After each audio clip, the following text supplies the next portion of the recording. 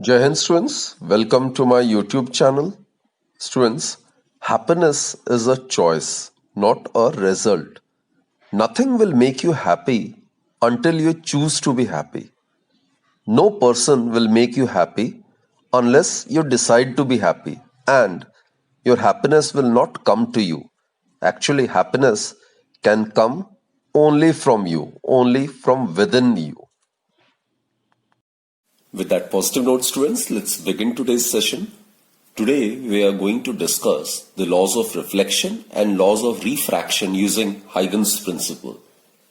Students, as stated earlier, Huygen's principle can be used to explain the phenomena of reflection and refraction of light on the basis of wave theory.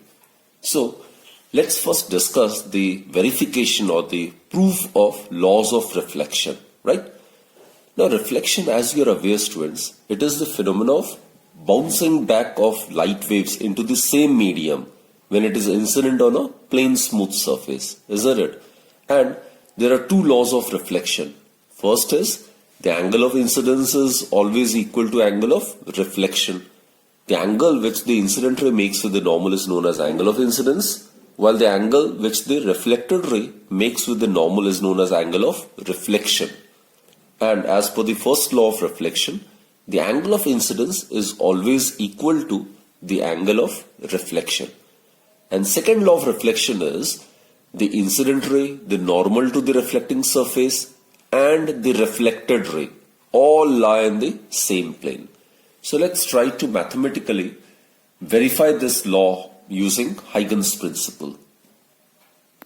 Suppose Q dash be a reflecting surface. This is suppose a reflecting surface where a parallel beam of light is incident over it, and as per reflection the ray will get reflected or bounced back into the same medium without there being change in its velocity, right?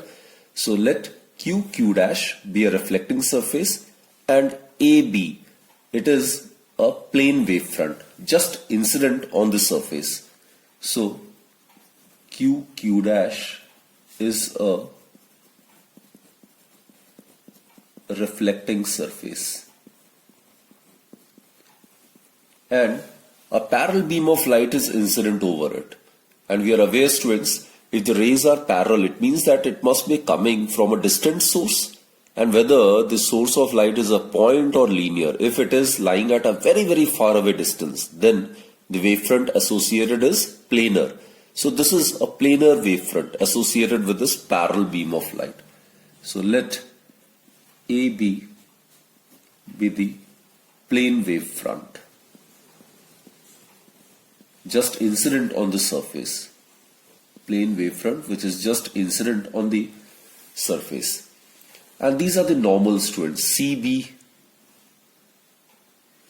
ED, suppose this is E, this is D, and FA, suppose it is F and this is A. So CB, ED and FA, these are the normals to the wavefront, isn't it? These are the normals to the wavefront. And they represent the incident rays 1, 2 and 3 respectively. These are the incident rays. These are the parallel beam. These are the incident ray 1, 2 and 3. So students, the normals CB, ED and FA to the wavefront represent the incident rays 1, 2 and 3 respectively. Now, if suppose we draw a normal at point A, this is the normal. Normal is to be always drawn with the help of dotted lines. This is suppose the normal at point A. Suppose it is AN. Then we are aware angle NAF, it will represent the angle of incidence. Now look, students, at point A this is the incident ray, this is the normal. So the angle which this incident ray makes to the normal, that is known as the angle of incidence. So this is the angle of incidence, right? Now, according to Huygen's principle, every point on this plane wavefront AB is a source of secondary wavelets, right? And let the secondary wavelets from point B, it strikes the reflecting surface Q dash at point B dash. Suppose this is point B dash in t seconds.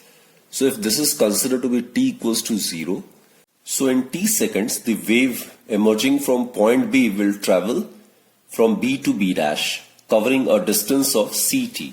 Therefore, B dash, it is the distance travelled by the wave in time t, and in vacuum the distance covered would be equal to ct, distance covered in time t. That is, it will be equal to c into t, where c is the speed of light, right? So hence B dash is equal to ct. B dash is equal to c into t. C is the velocity of the light in air or vacuum. Now students, the secondary wavelets from point A will travel the same distance ct in the same time. This is the same medium, so the velocity of the light will remain same, isn't it? So the secondary wavelets from point A will travel the same distance ct in the same time. So therefore, with A as the center and ct or B dash as the radius, we have to draw an arc at A dash, so that A dash becomes ct. So let's do this geometrical construction. So this is, students, B dash. Now taking A as center, and ct, which is equal to B dash as radius, we need to draw an arc like this. We need to draw an arc.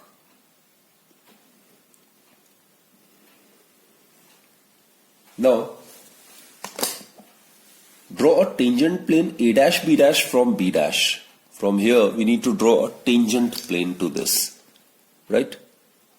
So it will be like this, intersecting the arc, suppose at A dash.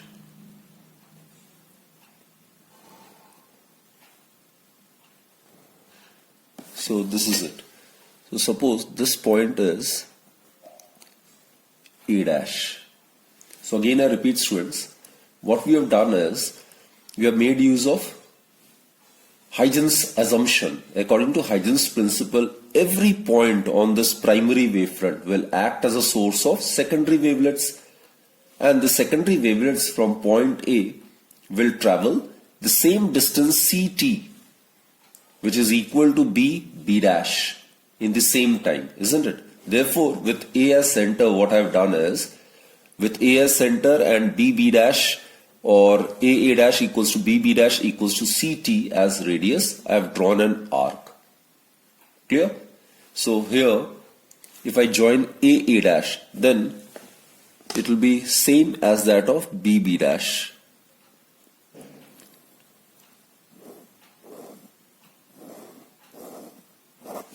Okay. Now students, what I have done is we have drawn a tangent plane A dash B dash from B dash, isn't it? Touching the spherical arc at point A dash. Therefore, this A dash B dash is the position of the secondary wavefront after t seconds of the reflected wavefront. So A dash B dash, it represents the reflected wavefront, the reflected planar wavefront. And as I've stated,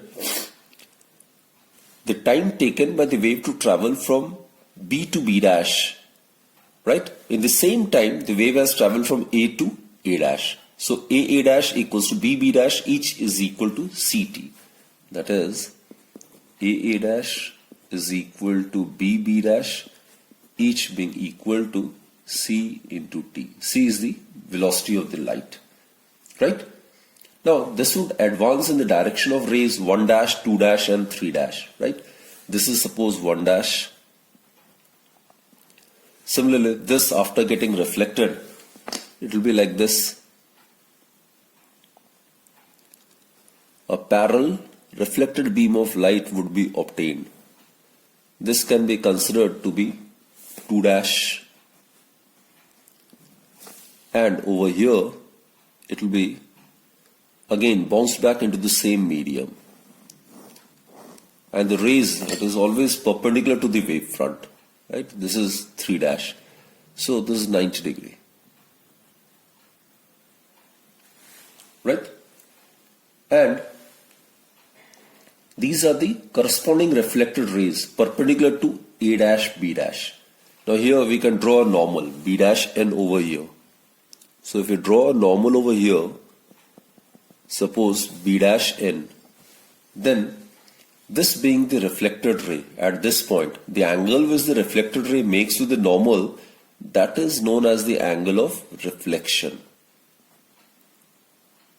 Right? This is the angle of reflection. So this is the diagram. Now what we are supposed to prove is that angle I is equal to angle R. Students, now consider these two triangles A, B, B dash and A, A dash, B dash. Consider these two triangles, right? So consider triangle A, B, B dash. I'm talking about this triangle A, B, B dash, and triangle A, A dash, B dash, A, A dash, B dash. In these two triangles, students, this angle is equal to this angle, isn't it? Look, this is the ray and this is the wavefront. The angle between the ray and the wavefront is 90 degree. So, if this is I, the remaining angle would be 90 minus I. And NA being normal to QQ dash, therefore this angle is 90 minus I, then the remaining angle would be equal to I, right? Similarly, students, over here, this is the reflected ray, and the angle which the reflected ray makes with the normal is the angle of reflection. This is the reflected planar wavefront. So this is the reflected ray. So the angle between the ray and the wavefront is 90 degree. So this remaining angle would be 90 minus R. Now this being normal to this surface, therefore if this angle is 90 minus R, then the remaining angle would be equal to R, isn't it? So now students, we have considered these two triangles, isn't it? In these two triangles, this angle ABB dash and angle A dash B dash, each being equal to 90 degree. So angle ABB dash is equal to angle A dash B dash. Each is equal to 90 degree. The reason being the ray, it's always perpendicular to the wavefront. This is the ray perpendicular to the wavefront.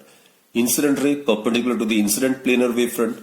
Reflected ray, it is perpendicular to the reflected planar wavefront. Right? Also,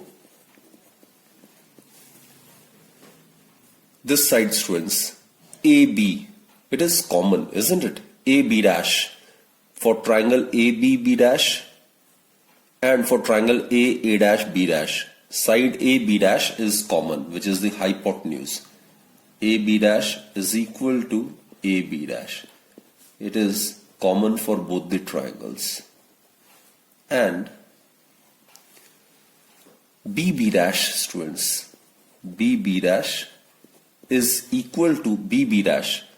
In a time t, the distance traveled by the wave, that is from B to B dash, would be exactly equal to the distance traveled by the wave from A to A dash in the same time with the same speed, isn't it? So it is equal to A dash, each being equal to C into T, where C is the velocity of light, right? So from these three we conclude that these two triangles are congruent.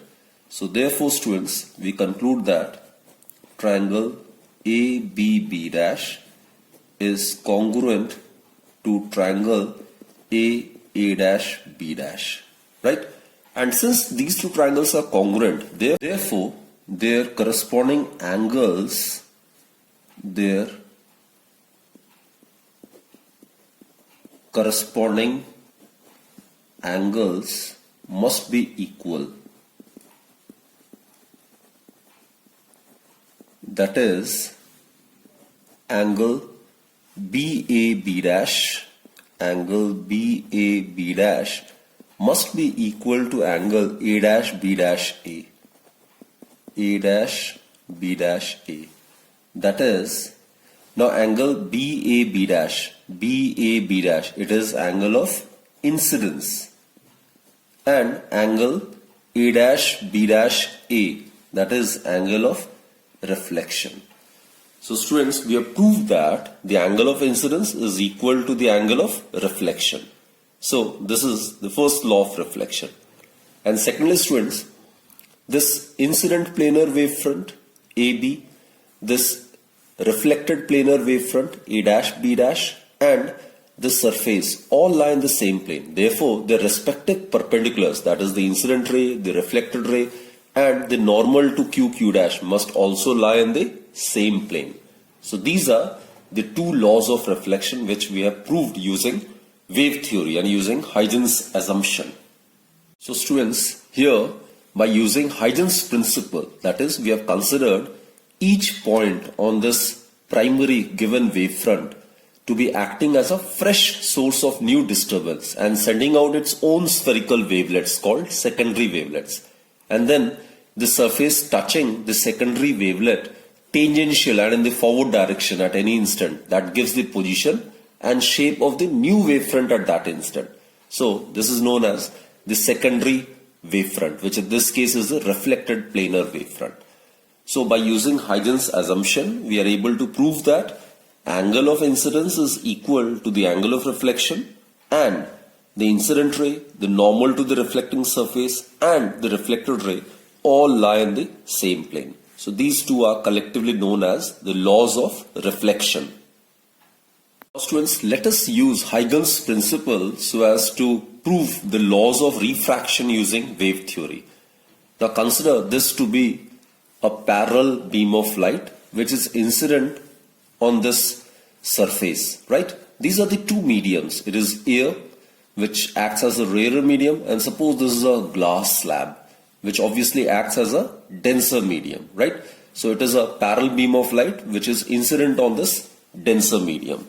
So since these are the parallel rays, therefore the source is assumed to be at a very, very far away distance. So the nature of the wavefront associated with this parallel beam of light would be planar. So let us draw a planar wavefront at point A, say. So in that case, we are aware the ray of light, it's always perpendicular to the wavefront. So let us consider this to be wavefront.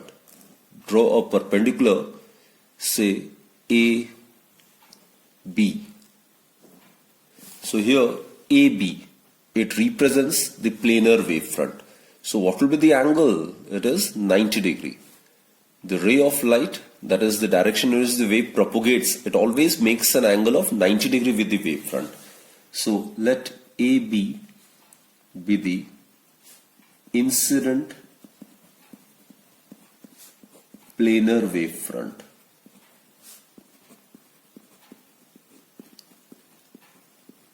And these are the incident rays which are parallel, right? Let us draw a normal at point A. This is the normal. Suppose it is NA. Now as we are aware, this is the incident ray, this is the normal to this interface. So the angle which this normal makes with the angle which this incident ray makes with this normal is known as the angle of incidence. This is I. This is 90 degree. So the remaining angle would be 90 minus I. Now this being normal to the interface, this angle would be also equal to I. So this is also I, right? Now students, what we do is, we have considered the light while traveling in air, it possesses velocity c, right? And as the light enters this denser medium, obviously its velocity gets changed, its velocity will get reduced. Now let its velocity on entering the medium is v. So c is the velocity of light in air or vacuum, while on the other hand v is the velocity of light in the medium, of light in the denser medium. Here it is the case of glass. In the denser medium. Right? Now students, first of all, the wavefront reaches point A, and from the points located between A and B dash, right?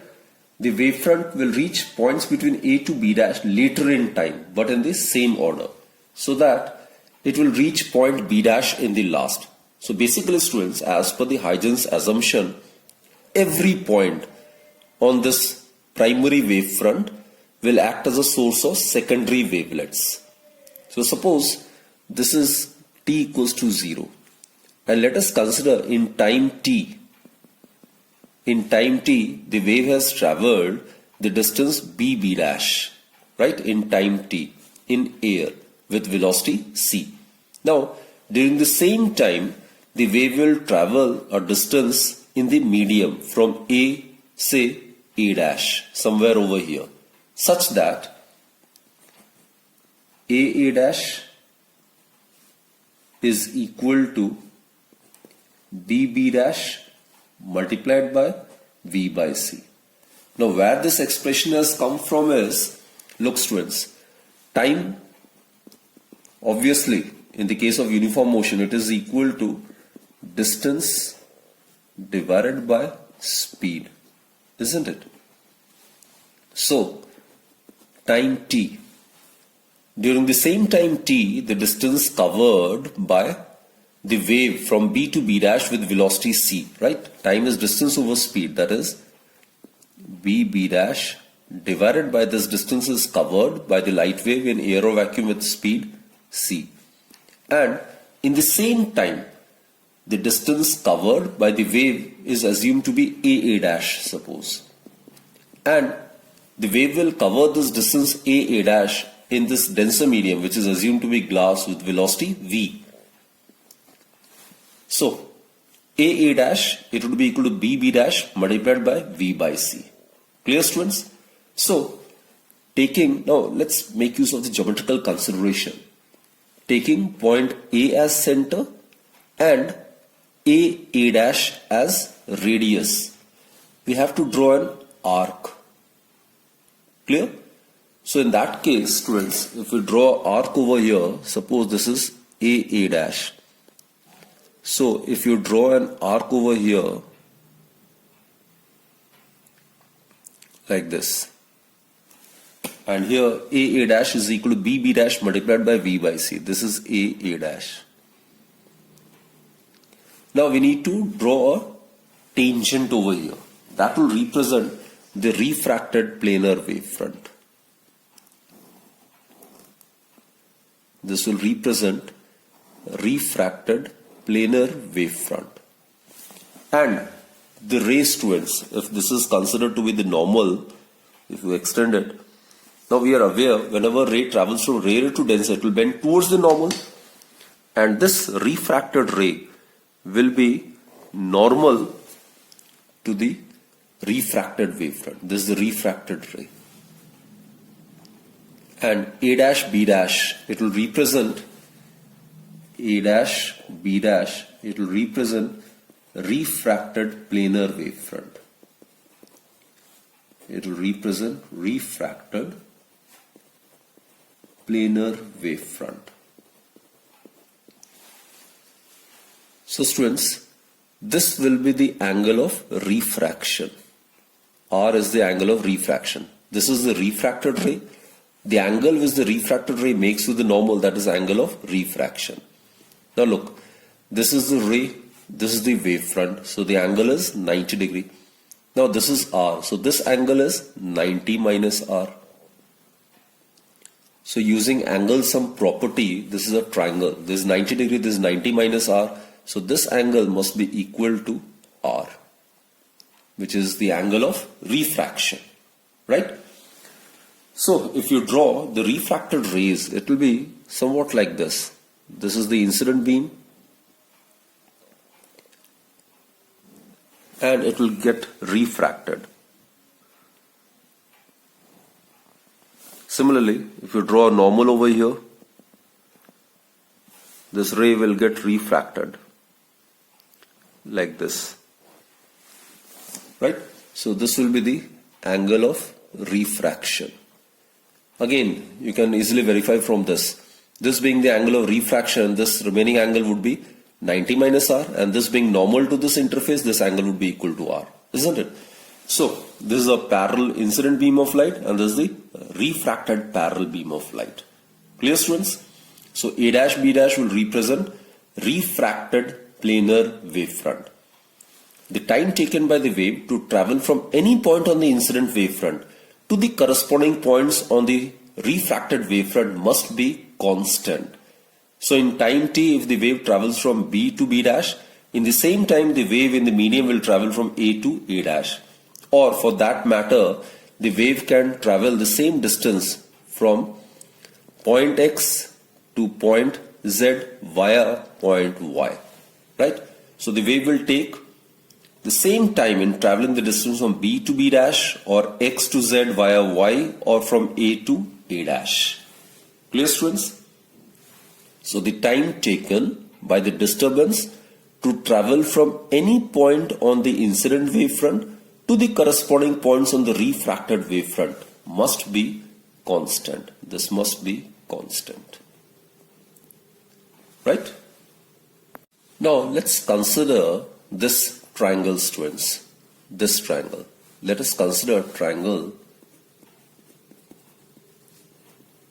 Let us consider triangle ABB dash.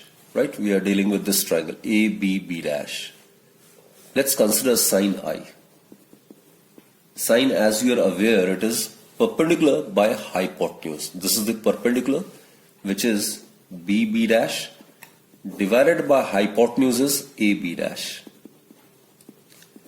Now BB dash is the distance covered by the light wave with velocity c in time t. So distance BB dash, it would be equal to c multiplied by t divided by AB dash. Put this as equation number 1. Similarly, consider triangle, this triangle, students. Let us consider triangle AB dash A dash. Consider triangle A, B dash and A dash. Here let's consider sine R. Sine R. Again, it's perpendicular by hypotenuse. Right? So perpendicular is AA dash divided by hypotenuse is AB dash. Now AA dash is the distance travelled by the light wave in the same time t, but with velocity v, because light over here is travelling in the denser medium. So AA dash is the distance covered by the light wave in glass in time t with velocity v. So it would be equal to v into t. Distance is speed into time divided by AB dash. Put this as equation number 2.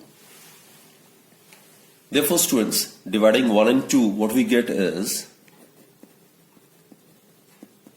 from 1 and 2, first divided by second, we get sine I divided by sine R. It will be equal to CT divided by AB dash divided by VT divided by AB dash. AB dash get cancelled, so we are left with CT divided by VT, which is equal to C by V. That is sine I divided by sine R is equal to C by V. C is the velocity of the light in air or vacuum. V is the velocity of the light in glass. Velocity of light in a given medium is constant. So C is constant, V is also constant for this given medium, right? So what we have proved is the ratio of the sine of angle of incidence to the sine of angle of refraction is constant. And this is actually the mathematical statement of Snell's law, which is the first law of refraction. Thus, by using Huygen's assumption that every point on the primary wavefront acts as a source of secondary wavelets, isn't it? And this is the refracted wavefront. And thus, the disturbance from any point on the incident wavefront reaches the corresponding points on the refracted wavefront at the same instant. And therefore, all the particles on the refracted wavefront must be in the same phase, isn't it? So, by using the concept of wave theory and using Huygen's assumption, we are able to prove that the ratio of sine of angle of incidence to the sine of angle of refraction is constant for a given pair of media. In this case, we have considered to be air glass, isn't it? And this is known as Snell's law. Also, students, this incident planar wavefront, the refracted planar wavefront, and the interface Q dash all lie in the same plane. Therefore, their respective perpendiculars, that is, the perpendicular of the incident planar wavefront is the incident ray. The perpendicular of the refracted planar wavefront is the refracted ray. And the normal to this interface Q dash, they must also lie in the same plane. So these are the two laws of refraction which we were successfully able to verify, right? So that's it for this particular session, students. Hope you have understood the concept and you have understood this very important application of Huygen's principle. These two articles are very important from board examination point of view, right? So do practice the diagram and do revise this article. So that's it for this session, students. Do join me in my next video then, right? And keep watching my videos and keep fit, stay healthy and always keep smiling. Thank you.